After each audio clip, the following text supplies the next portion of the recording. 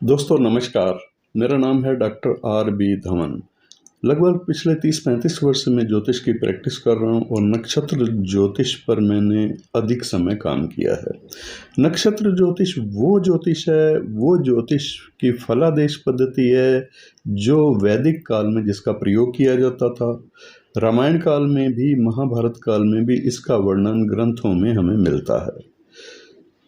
नक्षत्र से गणना करना और किस नक्षत्र से संबंध कौन से ग्रह का है, वो आपके जीवन पर कैसा प्रभाव डालेगा। राशि का प्रभाव ग्रह से जो जुड़ जाता है उसका प्रभाव मोटा मोटी होता है, लेकिन नक्षत्र सूक्ष्म प्रभाव लेकर के आते हैं, तो इसलिए नक्षत्र गणना ज़्यादा प्रामाणिक और ज़्यादा सूक्ष्म परिणाम देने वाली होती है।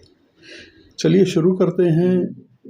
आज का विषय है, एक ग्रह है जिसको कहा गया है आत्मकारक, आत्मा का कारक। ये वो नहीं है जो नेचुरल आत्मकारक होता है। जो नेचुरल आत्मकारक होता है वो पराशर मत से सूर्य ही होता है। किसी की भी कुंडली हो, कहीं भी सूर्य की स्थिति हो, पराशर पद्धति के अनुसार सूर्य ही आत्मा का कारक होता है।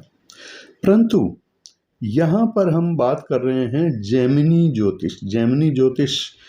जैमिनी महर्षि ने एक विलक्षण पद्धति बताई है जिसमें उन्होंने कहा है कि राशि को छोड़ दीजिए।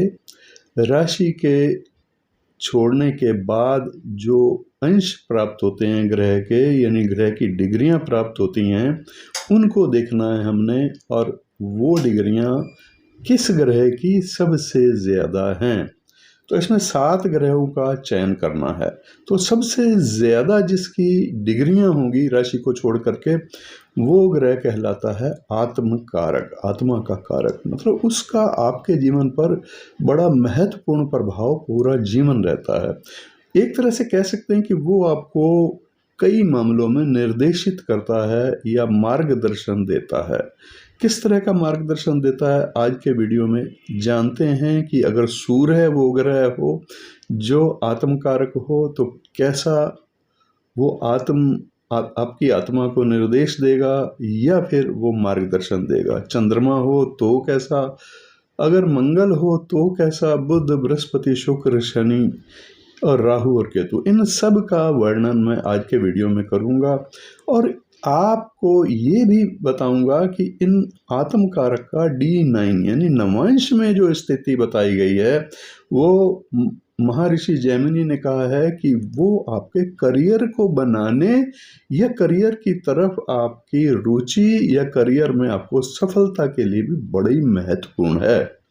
तो जानिए आज के वीडियो में कौन सा वो ग्रह, आप अपनी कुंडली में देखिए कि कौन सा वो ग्रह है जो आपकी कुंडली में सबसे ज़्यादा अंशों वाला है, और वह है आत्मकारक। उसका D9 में पोजीशन कहाँ पर है और क्या फल होगा, वो मैं बताने जा रहा हूँ आज के वीडियो में। तो वीडियो पूरा देखिएगा, क्योंकि कोई भी ग्रह आपकी कुंडली में आत्मकारक होगा, आपके फैमिली के अंदर किसी की कुंडली में दूसरा ग्रह आत्मकारक होगा, तो इसलिए आपको पता होगा कि कौन सा ग्रह आत्मकारक D9 से संबंध बना रहा हो तो क्या होगा।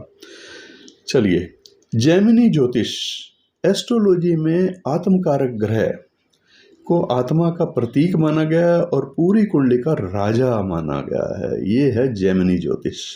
जब आत्मकारक ग्रह नवमांश कुंडली यानी D9 चार्ट में जिस राशि में बैठ जाता है, उस भाव को कारकांश कहा जाता है। कारकांश कुंडली बनती है।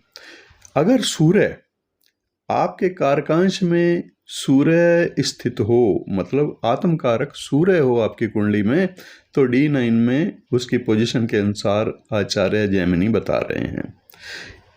तो कहा है उन्होंने कि यदि आपके कारकांश में सूर्य, या फिर आप सरल भाषा में वही समझिए कि आपका सूर्य आत्मकारक है, तो आत्मकारक के नवमांश में सूर्य का प्रभाव हो, तो जैमिनी ऋषि क्या कहते हैं, जैमिनी के सूत्रों के अनुसार इसके मतलब जातक के व्यक्तित्व और स्वभाव या फिर व्यवसाय, करियर, प्रोफेशन के मामले में क्या फलादेश कहा गया है।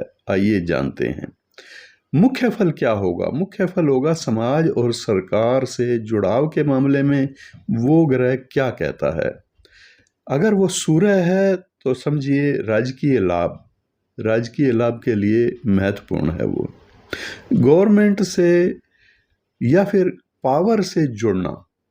जैमिनी सूत्रों के अनुसार कारकांश में सूर्य होने से या फिर आत्मकारक ग्रह सूर्य D9 कुंडली में किस राशि में है, उसके अनुसार जातक सरकारी कार्यों में सफलता प्राप्त करता है।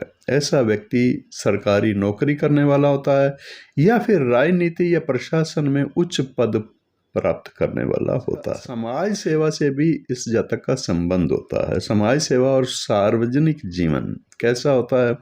जातक का झुकाव लोक कल्याण, पब्लिक वर्क और समाज सेवा की ओर विशेष होता है। ये लोग दूसरों की भलाई के लिए बड़े फैसले लेने वाले लोग होते हैं।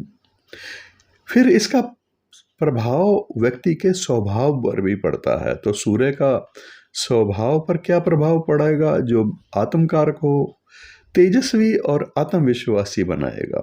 सूर्य आत्मा और तेजस्व का कारक ग्रह है।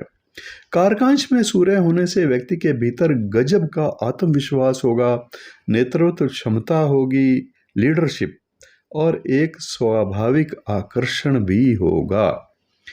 वो सिद्धांतवादी और स्वाभिमानी होगा। ऐसे लोग अपने मान सम्मान को लेकर बेहद संवेदनशील होते हैं।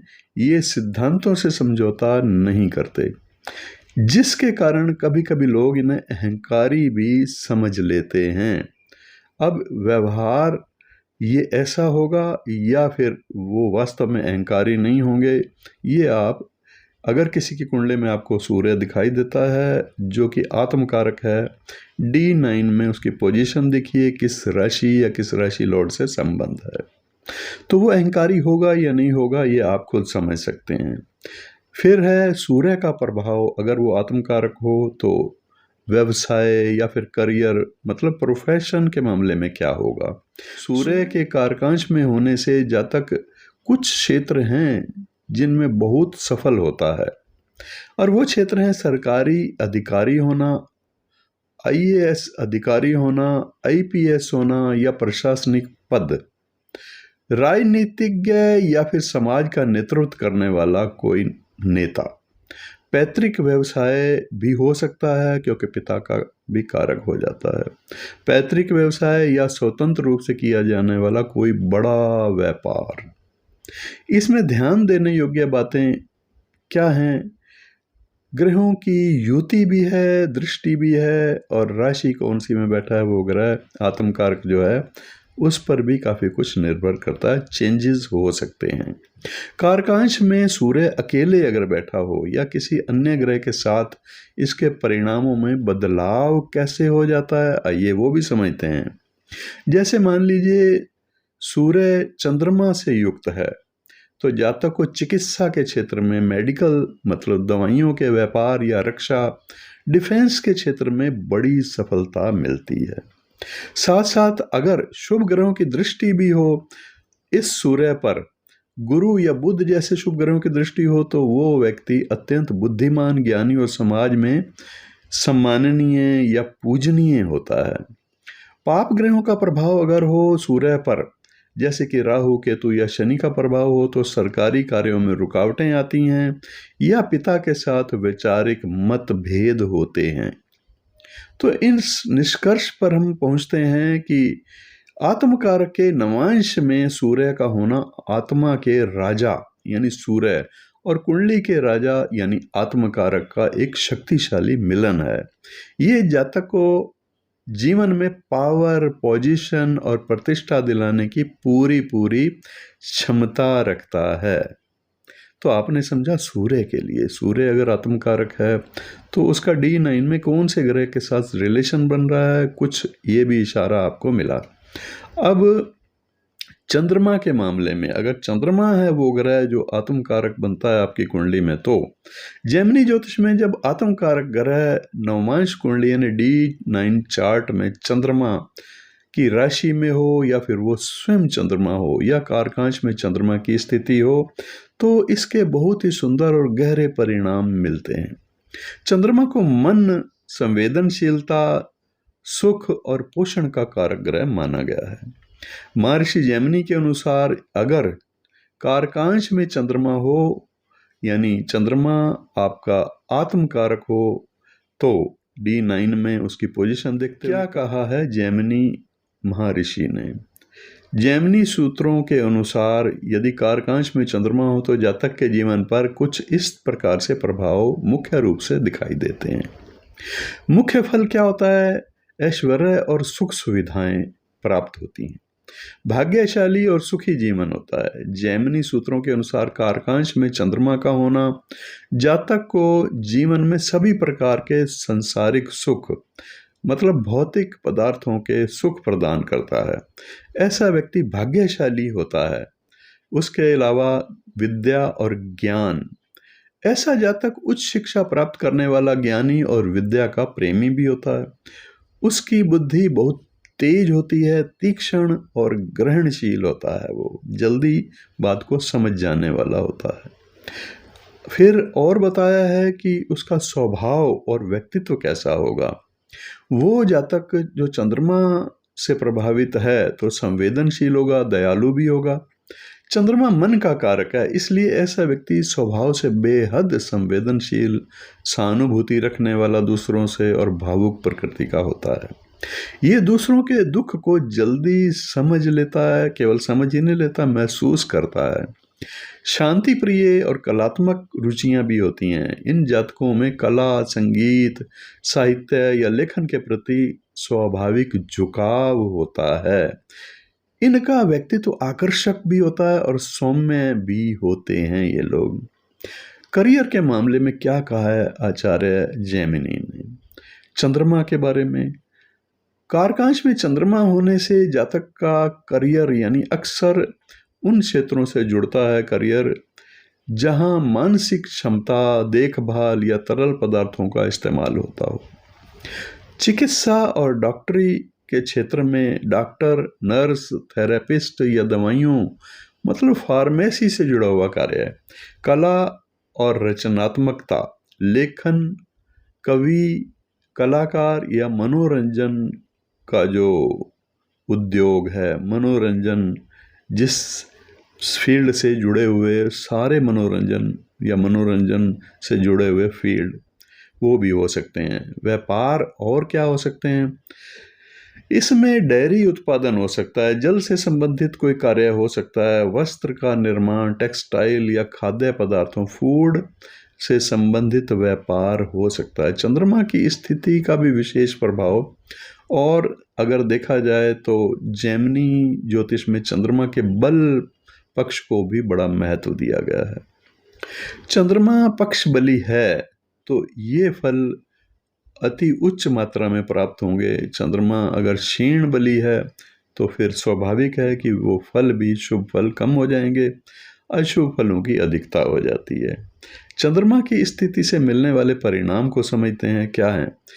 पूर्ण या शुक्ल पक्ष का स्ट्रोंग चंद्रमा, यदि चंद्रमा बली हो, फुल मून भी है और उस पर शुभ ग्रहों जैसे कि गुरु या शुक्र की दृष्टि का प्रभाव भी हो, तो जातक को अथाह धन, प्रसिद्धि, ऐश्वर्य मिलता है। ऐसा व्यक्ति समाज में सम्माननीय, पूजनीय भी होता है। फिर इसके उल्टे अगर क्षीण है चंद्रमा पक्ष बल में, क्षीण या कृष्ण पक्ष का चंद्रमा, तो वो क्या करेगा? यदि चंद्रमा कमजोर है तो समझना चाहिए कि उस पर पाप ग्रहों की अगर दृष्टि भी साथ साथ हो जाए, जैसे कि शनि, राहु, केतु का प्रभाव युक्ति होने से हो या दृष्टि होने से शनि का हो, तो जातक मानसिक रूप से परेशान या अस्थिर रहेगा। सुखों में थोड़ी सी कमी आ जाती है ऐसी स्थिति में। विशेष करके जैमिनी ऋषि ने क्या योग बताए हैं? चंद्रमा का योग अगर शुक्र ग्रह के साथ हो जाए कारकांश में, मतलब अगर चंद्रमा आत्मकारक है और नवांश में उसका योग बन रहा है शुक्र के साथ, तो चंद्रमा और शुक्र एक साथ होंगे तो जातक अत्यंत विलासी जीवन जीता है, कला का पारखी भी होता है और उसे बड़े स्तर पर वाहन और भवन का सुख भी प्राप्त होता है। अब चंद्रमा के साथ अगर गुरु का संबंध हो जाए तो वह एक महान ज्ञानी, शिक्षक या फिर दार्शनिक बनने का योग बन जाता है। ऐसा व्यक्ति धार्मिक और समाज में उच्च सम्मान पाने वाला होता है। तो इसका निष्कर्ष यह है कि अगर सूर्य का कारकांश में होना अधिकार और सत्ता देता है, तो चंद्रमा का कारकांश में होना लोकप्रियता, मानसिक शांति और समृद्धि देता है। ऐसा व्यक्ति अपनी संवेदनशीलता और बुद्धिमत्ता के बल पर जीवन में ऊंचा पद हासिल करता है। अब मंगल पर आते हैं। जैमिनी महर्षि ने मंगल के बारे में क्या कहा है? जैमिनी ज्योतिष के अनुसार जब आत्मकारक ग्रह मंगल हो, नवांश कुंडली यानी D9 चार्ट में मंगल की राशि मेष या वृश्चिक में वो हो या फिर कारकांश में मंगल स्थित हो, तो जातक का जीवन ऊर्जा, साहस और संघर्ष से जुड़ा हुआ होता है। मंगल को अग्नि तत्व ग्रह माना गया है, पराक्रम, भूमि और तकनीकी क्षमता का कारक भी माना गया है। महर्षि जैमिनी के सूत्रों के अनुसार कारकांश में मंगल की पोजीशन होने पर इस प्रकार के कुछ परिणाम दिखाई देंगे। मुख्य फल बताया है उन्होंने तकनीकी योग्यता और व्यवसाय के मामले में, रसायन और धातु से संबंधित कोई कार्य है, केमिस्ट्री से संबंधित कोई कार्य है या फिर मेटल से संबंधित कोई कार्य है। जैमिनी सूत्रों के अनुसार कारकांश का मंगल जातक को रसायन शास्त्र, केमिस्ट्री या फिर धातु, यानी धातु का मतलब कोई धातु मैटेरियल, ऐसी चीज जो कि आग या बिजली से जुड़े हुए कार्यों से जुड़ जाती हो, तो विशेषज्ञ बनाता है मंगल। शस्त्र और रक्षा से भी इसका संबंध है। ऐसे जातक हथियारों या सुरक्षा प्रणालियों या सैन्य उपकरणों के निर्माण या फिर उपयोग से जुड़े हुए कार्यों में बड़े सफल होते हैं और सम्मान प्राप्त करते हैं। इनका व्यक्तित्व और स्वभाव कैसा होगा, उस पर इस मंगल का क्या प्रभाव होगा? इस आत्मकारक मंगल का प्रभाव अत्यंत साहसी बना देगा और निडर होगा। ऐसा व्यक्ति किसी भी चुनौती से डरेगा नहीं। उसमें गजब का पराक्रम और नेतृत्व क्षमता, लीडरशिप की क्वालिटी होती है। क्रोधी बनाता है मंगल और आक्रामक भी बनाता है, लेकिन ये पॉजिटिव होगा, यानी जहां आवश्यकता नहीं है वहां क्रोध या आक्रमण का कोई सीन नहीं होगा। मंगल के प्रभाव के कारण जातक का स्वभाव थोड़ा सा उग्र, जिद्दी और जल्दबाज वाला हो सकता है। ये लोग स्पष्टवादी होते हैं और अन्याय के खिलाफ तुरंत खड़े हो जाते हैं। ये प्रतियोगी भी बनाता है। प्रतियोगी भावना, खेल कूद या किसी भी प्रकार की प्रतियोगिता में ये लोग हमेशा आगे रहना पसंद करते हैं। करियर के मामले में मंगल हो अगर आत्मकारक या कारकांश कुंडली से संबंध हो रहा है, तो कारकांश में मंगल होने से जातक कुछ क्षेत्र बताए हैं जिनमें सफल हो जाता है। वो है सुरक्षा बल यानी सेना, आर्मी, पुलिस या अग्निशमन दल, फायर सर्विस। इसमें उच्च पद, इंजीनियरिंग या मैकेनिकल, सिविल इंजीनियरिंग, इलेक्ट्रॉनिक्स या सॉफ्टवेयर इंजीनियर।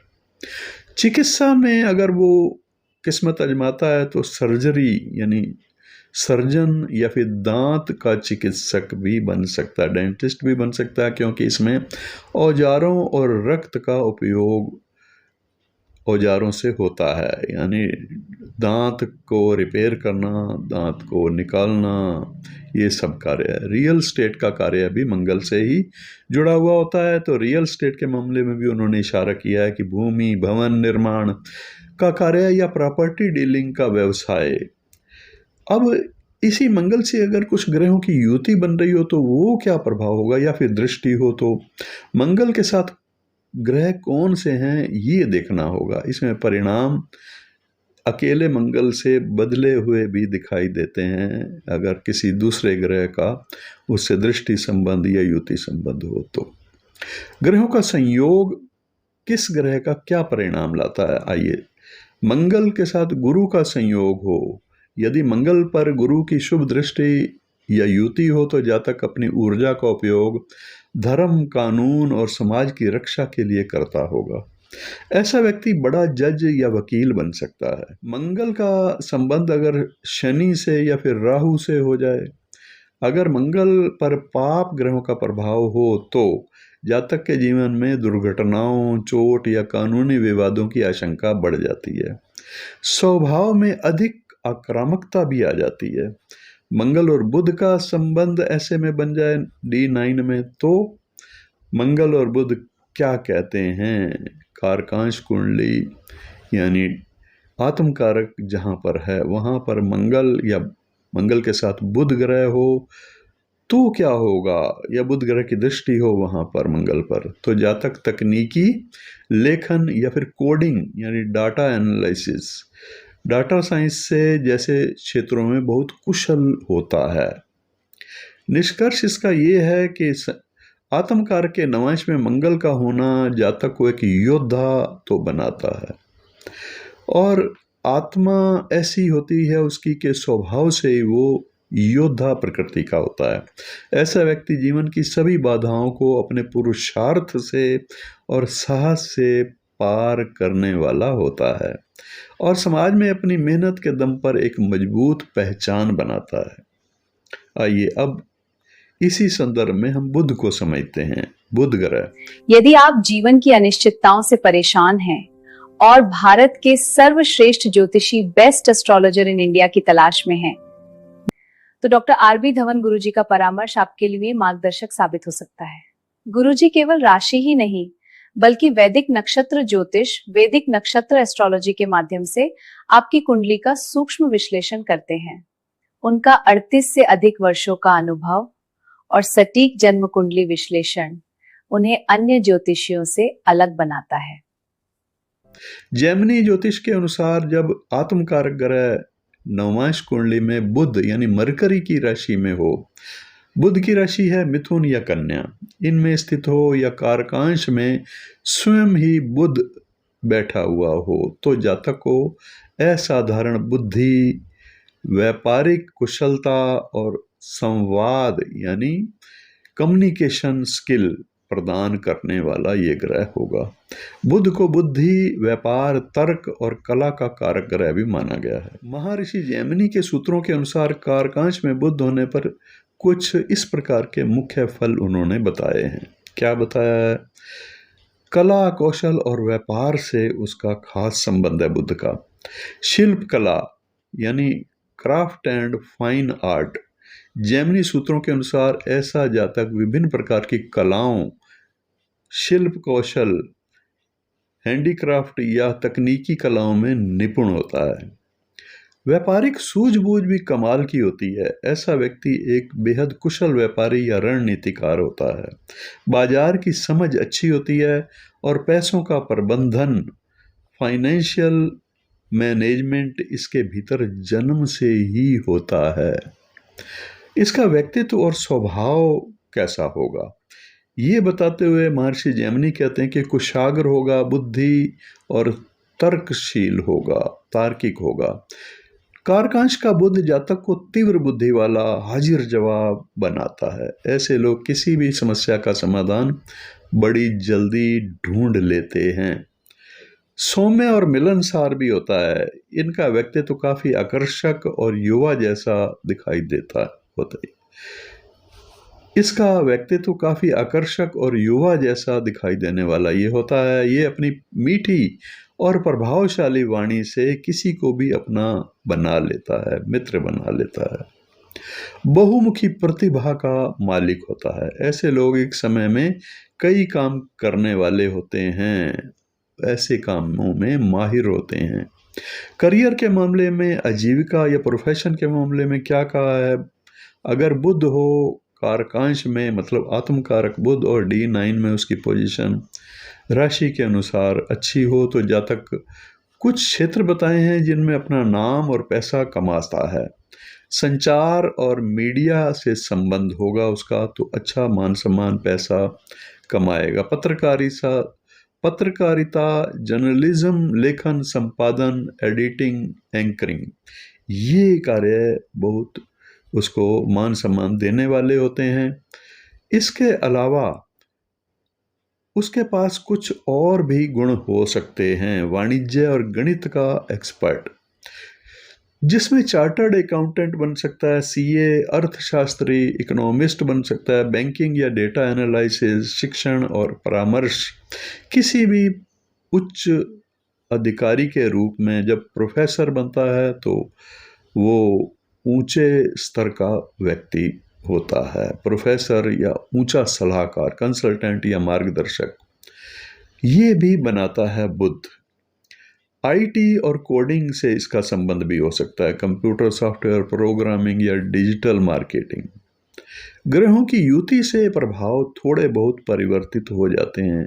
बुध ग्रह एक परिवर्तनशील ग्रह है, इसलिए इस पर दूसरे ग्रहों के प्रभाव के परिणाम थोड़े जल्दी और काफी मात्रा में पड़ते हैं।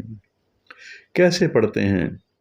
बुध ग्रह का अगर संबंध बन रहा हो D9 में शुक्र ग्रह से, तो जातक एक महान कवि, लेखक, संगीतकार या टेक्सटाइल फैशन इंडस्ट्री का एक बड़ा व्यापारी बनेगा और जीवन उसका बेहद ऐश्वर्यशाली होगा।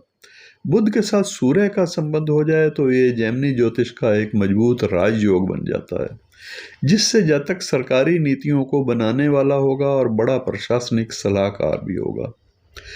शुभ ग्रहों जैसे कि गुरु की दृष्टि या बुध पर गुरु की दृष्टि हो या युति हो तो ऐसे व्यक्ति परम ज्ञानी होते हैं, वेदों या शास्त्रों का ज्ञाता होता है और समाज में उच्च आदर प्राप्त करने वाले होते हैं।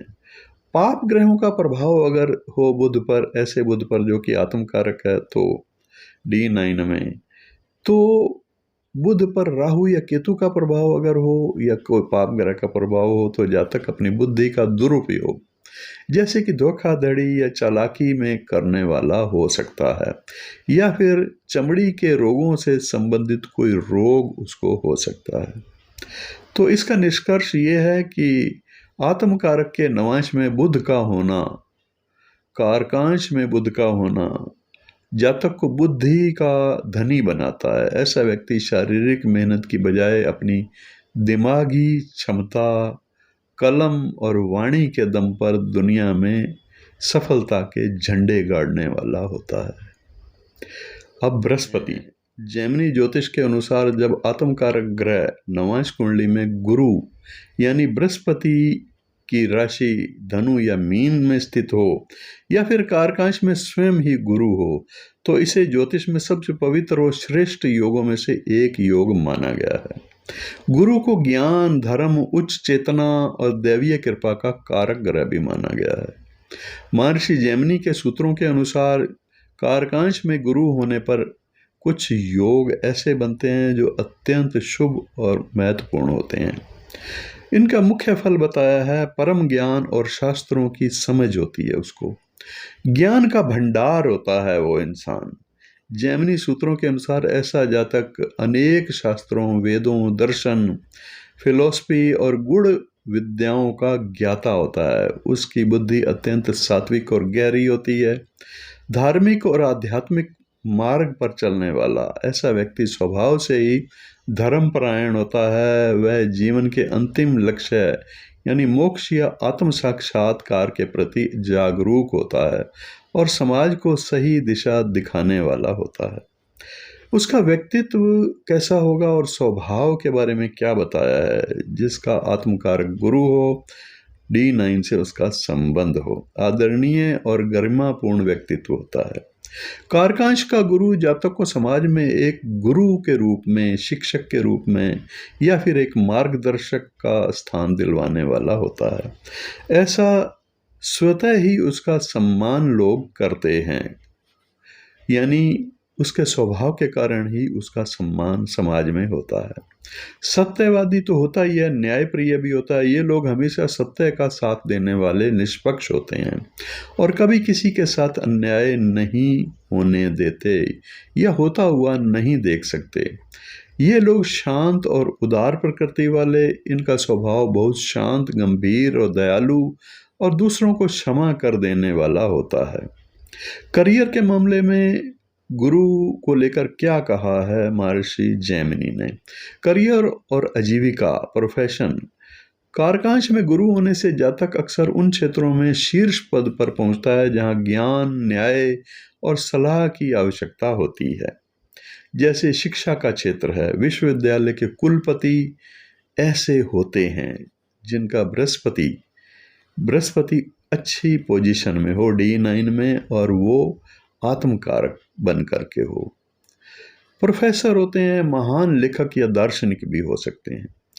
उनका संबंध न्याय और कानून से भी हो सकता है। सर्वोच्च न्यायालय या उच्च न्यायालय के न्यायाधीश हो सकते हैं। वरिष्ठ वकील या कानूनी सलाहकार भी हो सकते हैं। धार्मिक और आध्यात्मिक नेतृत्व करने वाले भी होते हैं। आध्यात्मिक गुरु, कथावाचक या किसी बड़े धार्मिक ट्रस्ट के प्रमुख भी हो सकते हैं। सलाहकार के रूप में अगर देखा जाए तो सरकार के नीतिगत मामलों में बड़े सलाहकार या वित्तीय रणनीतिकार, फाइनेंशियल एडवाइजर्स बनते हैं। ग्रहों की युति और दृष्टि का प्रभाव भी हो सकता है। वो क्या हो सकता है, इसको भी समझना जरूरी है। गुरु स्वयं एक अत्यंत शुभ ग्रह है, लेकिन इस पर अन्य ग्रहों के प्रभाव के फल भी उसके प्रभाव में परिवर्तन लाने वाले होते हैं। गुरु के साथ सूर्य का संबंध हो रहा हो युति या दृष्टि के संबंध में, तो ये एक अत्यंत शक्तिशाली राजयोग बना लेता है। जातक को सरकारी स्तर पर सर्वोच्च सम्मान मिलता है और वो राजा के समान जीवन जीने वाला होता है। गुरु के साथ केतु का संबंध बन जाए तो जैमिनी ज्योतिष में इसे जीवन मुक्ति का योग या मोक्ष का द्वार कहा गया है। ऐसा व्यक्ति परम आध्यात्मिक ऊंचाइयों को छूने वाला होता है। गुरु के साथ अगर बुध का संबंध हो जाए तो ये जातक अद्भुत वक्ता, प्रकांड विद्वान और कई भाषाओं का ज्ञाता होता है। अब पाप ग्रहों का प्रभाव ज्यादा हो इस गुरु पर तो राहु शनि का, जैसे कि राहु और शनि है पाप ग्रह। केतु का मामला तो पहले बता दिया, वो आध्यात्मिक ग्रह है। यदि गुरु पर पाप ग्रहों का प्रभाव हो, शनि का या राहु का हो, तो जातक के ज्ञान में अहंकार आ जाता है या उसे समाज में अपनी बात सिद्ध करने के लिए संघर्ष करना पड़ता है। तो इसका निष्कर्ष क्या हुआ? संक्षेप में अगर समझें तो आत्मकारक के नवांश में गुरु का होना एक ऋषि तुल्य महाज्ञानी आत्मा का संकेत है। ऐसा व्यक्ति अपने जीवन में न केवल खुद भौतिक और आध्यात्मिक प्रगति करता है, बल्कि अपनी बुद्धिमत्ता और ज्ञान से पूरे समाज का अंधकार भी दूर करता है। अब यहीं पर शुक्र को समझते हैं। शुक्र ग्रह अगर आत्मकारक हो कुंडली में और उसका D9 में पोजीशन के हिसाब से क्या कहा है महर्षि जैमिनी ने?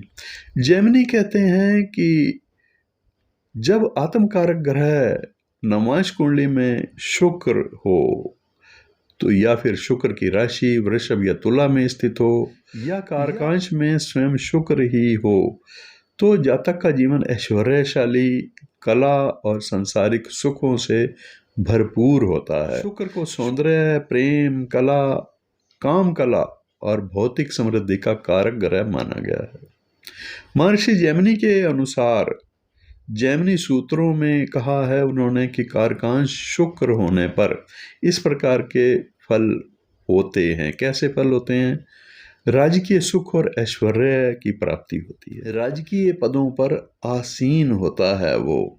और जैमिनी सूत्रों के अनुसार कारकांश में शुक्र होने से जातक सरकारी अधिकारी, राजनेता या राज्य के किसी बड़े पद को सुशोभित करने वाला होता है। ऐसा व्यक्ति राजा के समान वैभवशाली जीवन व्यतीत करता है। इस शुक्र के प्रभाव के कारण 100 वर्ष की दीर्घायु बताई गई है। जैमिनी ज्योतिष के कुछ ग्रंथों में यह भी माना गया है कि यदि शुक्र आत्मकारक हो करके शुक्र के ही किसी राशि नवांश में बैठा हुआ हो तो कारकांश में शुभ स्थिति में हो जाता है, तो ऐसा जातक दीर्घायु और निरोगी रहता है। उसका व्यक्तित्व और स्वभाव कैसा होता है? अत्यंत आकर्षक और चुंबकीय स्वभाव। ऐसे लोगों का व्यक्तित्व बहुत ही सौम्य, सुंदर और दूसरों को आकर्षित करने वाला होता है। उनकी वाणी और व्यवहार में एक खास सलीका होता है। कला प्रेमी और विलासी होता है। इन जातकों को जीवन की हर सुंदर और महंगी वस्तु पसंद होती है। अच्छे वस्त्र, वाहन, आभूषण और उत्तम भोजन के ये शौकीन होते हैं। रोमांटिक और संवेदनशील भी होते हैं। स्वभाव में ये लोग बहुत प्रेमपूर्ण, दयालु और रिश्तों को संजो कर रखने वाले होते हैं। करियर के मामले में महर्षि जैमिनी कहते हैं कि जिस जातक का संबंध आत्मकारक के रूप में शुक्र ग्रह से होता है, मतलब कारकांश में शुक्र के होने से जातक को कलात्मक, रचनात्मक और विलासिता से जुड़े क्षेत्रों में बड़ी सफलता भी मिलती है। कला और मनोरंजन या अभिनय, संगीत, नृत्य, फिल्म निर्माण या फैशन या वीडियो निर्माण, इस प्रकार के जो डिजाइनिंग या कला से संबंधित कार्य हैं उनमें उसको मान सम्मान मिलता है। प्रशासन और राजनीति में भी, उच्च सरकारी अधिकारी के मामले में भी ये शुक्र अच्छा कहा गया है। राजनीति या राजनीतिक नेता, डिप्लोमेट बनाता है ये शुक्र ग्रह। व्यापार के मामले में क्या कहा है उन्होंने कहा है कि लग्जरी कारों का व्यापार, हीरे जवाहरात का यानी ज्वेलरी का व्यापार, महंगे वस्त्रों का व्यापार, टेक्सटाइल, होटल, महंगे होटल या रेस्तरां या सौंदर्य प्रसाधन, कॉस्मेटिक्स का बड़ा व्यापारी होता है वो। ग्रहों की युति और दृष्टि का प्रभाव भी प्रभावित कैसे करता है, इसको समझना जरूरी है। शुक्र के साथ कौन कौन सा ग्रह बैठा है या युति बना रहा है या उसको देख रहा है, इसका परिवर्तन शुक्र के स्वभाव में क्या हो सकता है, इससे मिलने वाले फलों में कुछ बदलाव कैसे आ जाता है। जैसे मान लीजिए शुक्र के साथ बुध का संबंध है, दृष्टि के रूप में युति के संबंध में, ये एक अद्भुत योग बन जाता है। जातक एक महान लेखक, कवि या अंतर्राष्ट्रीय स्तर का बड़ा व्यापारी बन जाता है। संपत्ति का सुख उसको अपार होता है। फिर शुक्र के साथ चंद्रमा का संबंध, जातक को वाहन और बड़े आलीशान मकानों का सुख लाइफ टाइम मिलता है, जीवन भर मिलता है। उस व्यक्ति की कल्पना शक्ति और रचनात्मकता चरम पर होती है। शुक्र और सूर्य का संबंध अगर हो तो जातक को सरकारी क्षेत्र या राजनीति के माध्यम से अपार प्रसिद्धि और उच्च पद की प्राप्ति होती है। ऐसे ही पाप ग्रहों का संबंध हो अगर, तो शुक्र ग्रह कैसे पीड़ित हो सकता है? जातक अत्यधिक विलासिता या गलत आदतों में पड़ करके अपना धन और स्वास्थ्य नष्ट कर सकता है। तो इनका निष्कर्ष ये है कि आत्मकारक के नवांश में शुक्र का होना या शुक्र का आत्मकारक होना, शुक्र का किसी ऐसी राशि में बैठना जो कि शुक्र की ही राशि है नवांश में, तो उस जातक के जीवन को राजा जैसी भव्यता देने वाला ये शुक्र होता है। ऐसा व्यक्ति न केवल समाज में सम्मानित होता है, उच्च पद पर आसीन भी होता है, बल्कि वो जीवन के सभी भौतिक और कलात्मक सुखों का भरपूर आनंद लेने वाला भी होता है। अब शनि को समझते हैं। शनि ग्रह अगर आत्मकारक हो और उसका नवमांश कुंडली में शनि की राशि से या फिर किसी ग्रह का संबंध हो, तो जैमिनी ज्योतिष के अनुसार जब आत्मकारक ग्रह नवांश कुंडली में शनि सैटर्न की राशि में मकर या कुंभ राशि में स्थित हो या आत्मकारक स्वयं में ही शनि हो, तो ये जातक को बेहद अनुशासित, कर्मठ और लोक कल्याण की भावना रखने वाली आत्मा बनाता है। शनि को न्याय, वैराग्य, अनुशासन, कड़ी मेहनत और जन सामान्य यानी आम जनता का कारक ग्रह माना गया है। महर्षि जैमिनी के अनुसार कारकांश में शनि की स्थिति होने पर कुछ फल ऐसे होते हैं। कैसे होते हैं? कर्मठता और प्रसिद्धि देता है। प्रसिद्धि कैसे देता है? कर्म योगी बनाता है। जैमिनी सूत्रों के अनुसार कारकांश में शनि होने से जातक अपने कार्य क्षेत्र में बहुत प्रसिद्ध होता है और ऐसा व्यक्ति अपने कर्म को ही अपनी पूजा मानता है और कड़ी मेहनत से सफलता के शिखर पर पहुंचता है, लोकप्रियता देता है। शनि आम जनता का प्रतिनिधित्व कराने वाला ग्रह है, इसलिए कारकांश में शनि का होना या शनि आत्मकारक होकर के D9 में अच्छी पोजीशन में होता हो तो जातक को समाज के निचले तबके या आम जनता का भरपूर सहयोग और लोकप्रियता मिलती है। उसका व्यक्तित्व और स्वभाव कैसे प्रभावित होता है? गंभीर और परिपक्व होता है वो व्यक्ति। ऐसा व्यक्ति उम्र से पहले ही बहुत परिपक्व और गंभीर होता है। विचारों को लेकर के अपने ये लोग फालतू की बातों की बजाय काम की बातों पर ही ध्यान देने वाले होते हैं। धैर्यवान और न्यायप्रिय होते हैं। इनमें विपरीत परिस्थितियों में भी धीरज बनाए रखने की गजब की शक्ति होती है। ये कानून का पालन करने वाले और हर किसी के साथ निष्पक्ष न्याय के साथ वार्ता करने वाले होते हैं। वैराग्य की भावना भी होती है। जीवन के किसी न किसी पड़ाव पर इनके भीतर संसारिक मोह माया के प्रति विरक्ति या वैराग्य का भाव भी जरूर पैदा होता है। करियर के मामले में, आजीविका प्रोफेशन के मामले में आचार्य ने कहा कि कारकांश में शनि का अगर संबंध हो तो जातक इस प्रकार के कुछ कार्य क्षेत्रों से जुड़ जाता है और मजबूत पहचान बनाता है। कौन से वो कार्य? राजनीति और जन नेतृत्व। ऐसा व्यक्ति जनता का बड़ा नेता, ट्रेड यूनियन का लीडर या लोक सेवक बनता है। प्रशासन और कानून से अगर संबंध हो तो बड़े कारखाने, लोहे या स्टील का व्यापार, इंफ्रास्ट्रक्चर, रियल एस्टेट या माइनिंग, खनन का व्यवसाय। आध्यात्मिक गुरु भी हो सकता है। शनि वैराग्य देता है, इसलिए कई बड़े सन्यासी या आध्यात्मिक मार्गदर्शकों के कारकांश में भी शनि का ही प्रभाव होता है। ग्रहों की युति का प्रभाव शनि पर कैसा पड़ता है? शनि के साथ अन्य ग्रहों की युति या दृष्टि संबंध जैमिनी ज्योतिष में बहुत महत्वपूर्ण मानी गई हैं। जैसे शनि का संबंध गुरु से हो तो ये एक अत्यंत श्रेष्ठ आध्यात्मिक और प्रशासनिक योग है। जातक परम ज्ञानी, बड़ा जज या फिर समाज सुधारक बनता है। शनि और केतु जैमिनी ज्योतिष में इसे मोक्ष और वैराग्य का मजबूत संकेत माना गया है। वो व्यक्ति रहस्यमय विद्याओं या फिर आध्यात्म की गहराइयों में जाने वाला होता है। शनि और राहु का संबंध या फिर मंगल का शनि से संबंध हो तो यदि शनि पर क्रूर ग्रहों का प्रभाव होगा तो जातक के जीवन में कड़ा संघर्ष और परिश्रम कड़ा होगा। करियर में उतार चढ़ाव या लंबी बीमारियां देखने को मिल सकती हैं। शुभ ग्रहों की दृष्टि अगर हो तो अगर इस आत्मकारक शनि पर कारकांश यानी D9 में संबंध हो शुभ ग्रहों का तो ऐसे में शनि पर बुध या फिर शुक्र जैसे शुभ ग्रहों की दृष्टि संबंध हो तो जातक अपने व्यापार या कला के माध्यम से अकूत धन और सम्मान प्राप्त करने वाला बनता है। तो निष्कर्ष के रूप में यह है कि आत्मकारक के नवांश में शनि का होना जातक को कर्म का योद्धा बनाता है।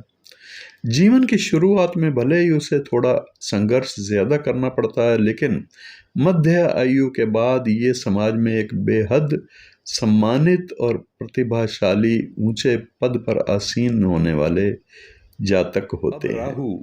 राहु के बारे में जैमिनी महर्षि ने क्या कहा है? जैमिनी ज्योतिष के अनुसार जब आत्मकारक ग्रह राहु हो और नवांश कुंडली में राहु के प्रभाव हों तो या फिर स्वयं ही राहु कारकांश में स्थित हो तो ये जातक के जीवन को बेहद असाधारण, रहस्यमयी और लीक से हटकर बनाने वाला ग्रह है।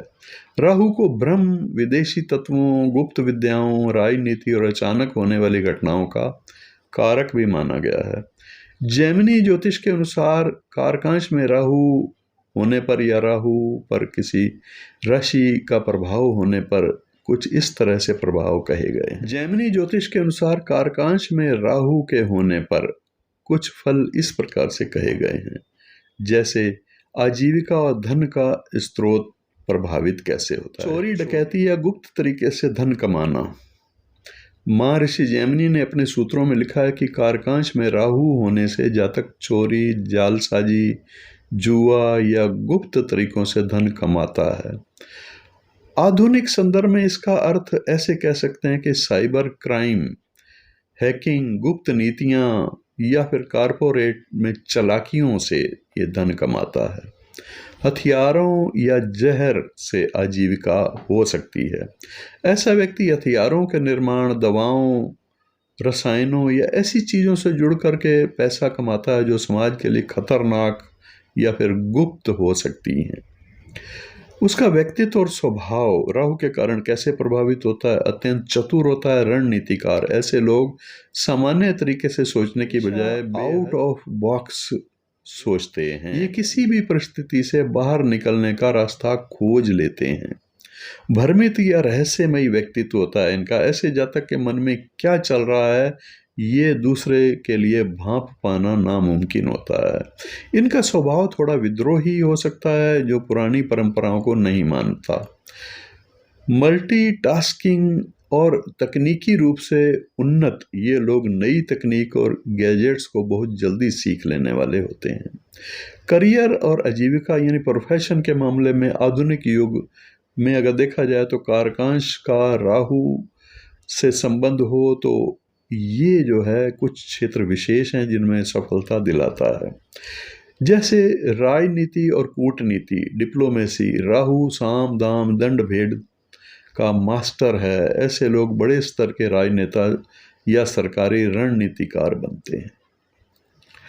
IT, computer coding, software engineering, artificial intelligence, data mining और साइबर सुरक्षा से जुड़े हुए हो सकते हैं। विदेशी व्यापार, विमानन, इनसे संबंध हो सकता है। विदेशी कंपनियों में उच्च पद, आयात निर्यात, इंपोर्ट एक्सपोर्ट या एविएशन का क्षेत्र भी हो सकता है। रिसर्च या गुप्त एजेंसियां जैसे कि जासूसी, फोरेंसिक साइंस या किसी गहरे वैज्ञानिक अनुसंधान में भी ये कार्यरत होते हैं। ग्रहों की युति और दृष्टि का प्रभाव राहु पर। राहु क्योंकि एक छाया ग्रह है इसलिए इस पर अन्य ग्रहों की दृष्टि इसके परिणामों को पूरी तरह बदल सकती है। राहु के साथ अगर गुरु का संबंध हो, यदि राहु पर गुरु की शुभ दृष्टि हो तो जातक अपनी तीक्ष्ण बुद्धि का उपयोग अध्यात्म, ज्योतिष, दर्शन या समाज सुधार के कार्यों में करने वाला होता है। राहु का संबंध केतु या फिर शनि से हो तो अगर राहु पर अन्य क्रूर ग्रहों का प्रभाव हो तो जातक को जीवन में अचानक बड़े धोखे, कानूनी मुकदमे या मानसिक भ्रम का सामना भी करना पड़ता है। राहु और सूर्य या फिर मंगल का संबंध बन रहा हो तो जातक रक्षा क्षेत्र, सेना या हथियारों से जुड़े बड़े सरकारी प्रोजेक्ट का नेतृत्व करने वाला होता है। तो निष्कर्ष रूप में ये माने कि आत्मकारक के नवांश में राहु का होना जातक को एक अपरंपरागत और मायावी आत्मा बनाता है। यदि जातक अपनी बुद्धि का उपयोग सही दिशा में करे तो यह कूटनीतिज्ञ, तकनीकी या राजनीति के क्षेत्र में वैश्विक स्तर पर बड़ी सफलता और प्रसिद्धि हासिल कर सकता है। अब यहीं पर केतु के लिए आचार्य जैमिनी कहते हैं, केतु अगर आत्मकारक हो या कारकांश कुंडली में उसकी स्थिति हो तो जैमिनी ज्योतिष के अनुसार जब आत्मकारक ग्रह नवांश कुंडली में केतु के प्रभाव में हो या केतु स्वयं हो तो ऐसी स्थिति में इसे पूरे ज्योतिष शास्त्र में सबसे पवित्र, रहस्यमयी और आध्यात्मिक दृष्टि से सर्वोच्च स्थान दिया गया है।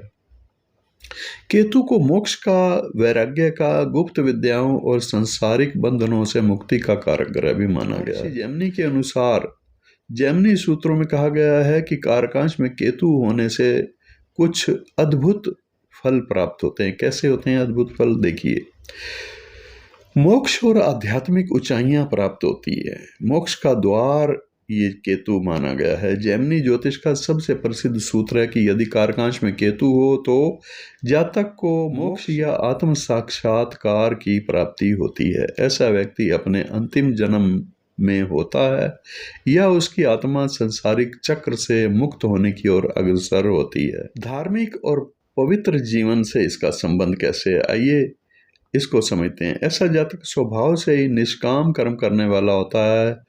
ये फल की इच्छा किए बिना ही अपने कर्तव्यों को पूरा करने वाला होता है। इनका व्यक्तित्व और स्वभाव कैसा बताया है? परम वैरागी और शांत स्वभाव। इन जातकों के भीतर बचपन से या जीवन के किसी विशेष पड़ाव पर सांसारिक सुख सुविधाओं के प्रति एक उदासीनता आ जाती है। ये भीड़ भाड़ से दूर एकांत पसंद करते हैं। अद्भुत अंतर्ज्ञान के स्वामी होते हैं। कारकांश के केतु के कारण जातक की छठी इंद्री सिक्स सेंस बहुत सक्रिय होती है। इन्हें भविष्य में होने वाली घटनाओं का पूर्वाभास हो जाता है। ये लोग सादगी पसंद होते हैं। इनके पास चाहे जितना धन या ऐश्वर्य हो, इनका रहन सहन और स्वभाव हमेशा अत्यंत साधारण और जमीन से जुड़ा हुआ होता है। करियर और आजीविका प्रोफेशन के मामले में कहा है कि भले ही केतु वैराग्य का कारक है, लेकिन व्यवहारिक जीवन में यह जातक को कुछ क्षेत्रों में अद्वितीय सफलता भी देता है।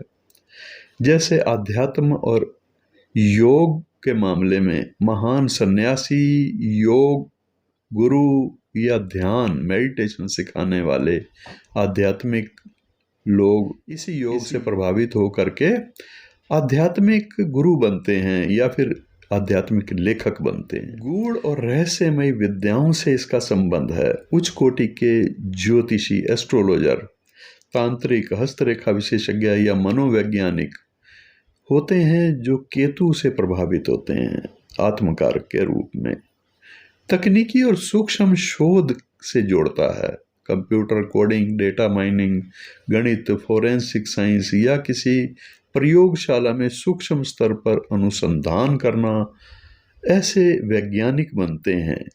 ग्रहों की युति और दृष्टि का प्रभाव भी कुछ परिवर्तन लाता है। जैमिनी सूत्र कहते हैं कि केतु के साथ कौन सा ग्रह बैठा हो और या फिर उसे देख रहा हो तो इससे मोक्ष और सफलता का मार्ग तय होता है। आइए समझते हैं ग्रहों का संयोग और मिलने वाला परिणाम क्या होता है। केतु के साथ गुरु का संबंध, इसे जैमिनी ज्योतिष में जीवन मुक्ति योग कहा गया है। ऐसा व्यक्ति जीते जी परम ज्ञान और मोक्ष की प्राप्ति करता है। ये एक महान गुरु की कुंडली का लक्षण है। केतु और सूर्य का या फिर शुक्र का संबंध, अगर केतु पर सूर्य या शुक्र जैसे ग्रहों का प्रभाव हो तो जातक सरकारी या राजकीय सेवा के माध्यम से आध्यात्मिक या धार्मिक ट्रस्टों का संचालन करता है। अब पाप ग्रहों का प्रभाव हो, आत्मकारक केतु है और उस पर पाप ग्रहों का प्रभाव जैसे शनि, मंगल और राहु। अगर केतु पर क्रूर ग्रहों का प्रभाव या अशुभ ग्रहों का प्रभाव है तो जातक के मन में तीव्र अशांति, घर परिवार से अचानक अलगाव या तांत्रिक अभिचार कर्मों की ओर झुकाव हो सकता है। तो इसमें निष्कर्ष के रूप में कहा है महर्षि जैमिनी ने कि आत्मकारक के नवांश में केतु का होना इस बात का प्रतीक है कि आत्मा अपने सांसारिक अनुभवों को पूरा कर चुकी है और अब उसका झुकाव वापस अपने मूल स्रोत यानी ईश्वर की ओर है। ऐसा व्यक्ति दुनिया में रहते हुए भी दुनिया की मोह माया से अछूता होता है और समाज के लिए एक प्रकाश स्तंभ की तरह कार्य करने वाला होता है। तो दोस्तों, ये था आज का विशेष वीडियो। इस वीडियो में आपने जाना कि आत्मकारक ग्रह कितना महत्वपूर्ण है। आत्मकारक ग्रह हमें निर्देशित भी करता है और हमारा मार्गदर्शक होता है, आत्मा का मार्गदर्शक होता है। ये हमारे स्वभाव को भी प्रभावित करता है, हमें जीवन में मान सम्मान की स्थिति कैसी रहेगी ये भी बताता है और हमारे करियर किस दिशा में हम सफल होंगे इसका भी स्पष्ट संकेत मिलता है। ऐसे ही ज्ञानवर्धक वीडियो देखने के लिए चैनल को सब्सक्राइब अवश्य कर लीजिएगा और अगर आप नक्षत्र ज्योतिष से मेरे 35 वर्ष के अनुभव से लाभ लेना चाहते हैं, कंसल्टेशन लेना चाहते हैं, तो अवश्य आप दिए गए नंबरों के द्वारा व्हाट्सएप करके संपर्क कर सकते हैं। फीस की पूछताछ कर सकते हैं, क्योंकि ये एक पेड सर्विस है। कंसल्टेशन लेकर के अपने जीवन का मार्ग सरल कर सकते हैं। कोई भी अगर मुश्किल के समय में कोई है तो जन्म कुंडली के द्वारा मैं नक्षत्र आधारित मार्गदर्शन दूंगा। उन उपायों को करके बड़ी सरलता से आपका वो कठिन मार्ग सरल हो सकता है। आज के लिए इतना ही, फिर मिलते हैं और इसी प्रकार की ज्योतिष से संबंधी ज्ञानवर्धक वीडियो के लिए नमस्कार। क्या आप ज्योतिष विद्या में अपना करियर बनाना चाहते हैं या इसके रहस्यों को गहराई से समझना चाहते हैं? यदि हाँ, तो शुक्राचार्य एस्ट्रोलॉजिकल रिसर्च सेंटर आपके लिए सबसे बेहतरीन और प्रामाणिक विकल्प है। भारत के सुप्रसिद्ध ज्योतिषी के मार्गदर्शन में, जिनके पास 35 से अधिक वर्षों का गहन अनुभव है, यह संस्थान अब तक 15,000 से अधिक छात्रों को सफलतापूर्वक ज्योतिष विद्या सिखा चुका है। कि वैदिक नक्षत्र ज्योतिष सिखाने की शैली इतनी सरल और वैज्ञानिक है कि एक आम इंसान भी इसे आसानी से समझ सकता है। बिल्कुल शुरुआत से सीखना चाहते हैं तो इनका 3 महीने का बेसिक वैदिक ज्योतिष सर्टिफिकेट कोर्स सबसे शानदार है। यह कोर्स विशेष रूप से फ्रेशर्स के लिए डिजाइन किया गया है ताकि नींव मजबूत हो सके। आप अपनी सुविधा अनुसार ऑनलाइन और ऑफलाइन ज्योतिष क्लासेस दोनों में से किसी का भी चयन कर सकते हैं। यदि आप भारत में सर्वश्रेष्ठ ज्योतिष कोर्स की तलाश कर रहे हैं और एक अनुभवी गुरु से वास्तविक ज्ञान प्राप्त करना चाहते हैं, तो इस संस्थान से जुड़ना आपके जीवन का एक बेहतरीन निर्णय होगा।